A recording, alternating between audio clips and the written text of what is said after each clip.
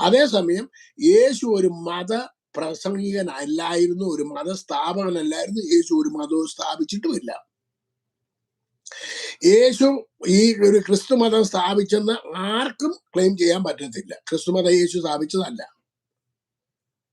ഇവിടെ നിങ്ങൾ കാണുന്ന ഒരു മതവും യേശു സ്ഥാപിച്ചതല്ല. പിന്നെ യേശു സ്ഥാപിച്ചത് എന്തുവായിരുന്നു? യേശു കുറച്ചുപേരെ തെരഞ്ഞെടുത്തു. ദൈവരാജ്യം ആണ് സ്ഥാപിച്ചത്. ഈ ഭൂമിയിൽ കൊണ്ടുവന്നത് ദൈവരാജ്യമാണ്. അത് ഓപ്പറേറ്റ് ചെയ്യാൻ കുറച്ച് മനുഷ്യരെ കൊണ്ടുവന്നു, ആക്കി വെച്ചു.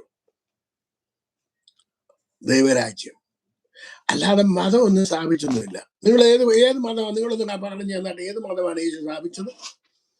കത്തോലിക്ക മതമാണോ, അതോ യാക്കോബ മതമാണോ, അതോ കർമ്മത്തോമ മതമാണോ? ഏത് മതമാണ് യേശു സ്ഥാപിച്ചത്?